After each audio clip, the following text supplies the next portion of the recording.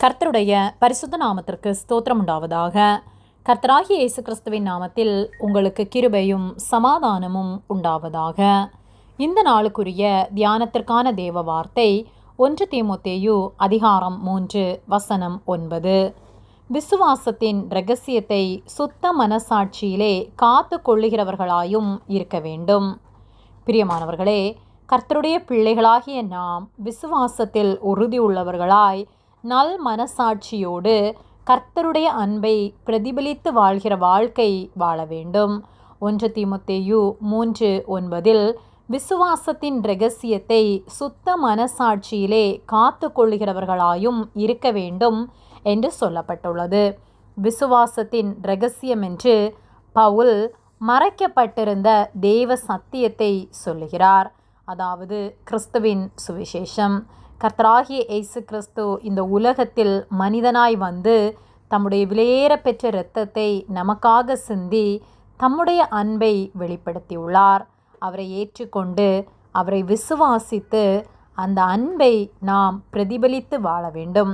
சுத்த மனசாட்சி என்பது குற்றமற்ற, நேர்மையான, பாவமற்ற மனம். தேவ சத்தியத்தை நாம் காத்து நடக்கும்போது நம்முடைய மனம் சுத்தமாகவும் நம்முடைய வாழ்க்கை பரிசுத்தமாகவும் காணப்படும். வெறும் அறிவால் அல்ல, நம்முடைய சாட்சியின் வாழ்க்கையால் நாம் அவருடைய அன்பை காத்து நடக்க வேண்டும். விசுவாசத்தை நாம் வாழ்ந்து காட்டுகிறவர்களாய் இருக்க வேண்டும். விசுவாசம் என்பது வெறும் போதனை அல்ல. நம்முடைய மனசாட்சி சுத்தமாக இருந்தால் அது விசுவாசத்தில் நிலைத்திருக்க வழிகாட்டும். தேவ சத்தியத்தை நாம் காத்து நடக்கும்போது நம்முடைய வாழ்க்கை, வார்த்தை, செயல்கள் அனைத்தும் தேவனுக்கு பிரியமானதாக காணப்படும். ஆகவே கர்த்தராகிய இயேசு கிறிஸ்துவில் வெளிப்பட்ட அந்த அன்பை நாமும் பிரதிபலித்து விசுவாசத்தை காத்து கொண்டு நல் மனசாட்சியோடு அவருக்கு பிரியமுள்ளவர்களாய் வாழ்வோம். கர்த்தர் நம் ஒவ்வொருவரையும் ஆசீர்வதிப்பார். ஆமேன். ஜெபம்.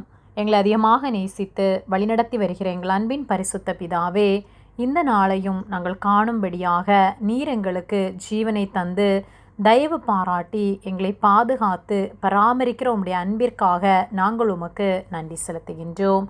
நாங்கள் தியானித்த வார்த்தையின்படியே நாங்கள் விசுவாசத்தின் இரகசியத்தை நல் மனசாட்சியோடு காத்து நடக்கிறவர்களாய் உம்முடைய அன்பை நாங்கள் பிரதிபலித்து வாழ்கிறவர்களாய் எங்களை நீர் மாற்றும்படியாய் ஜெபிக்கின்றோம்.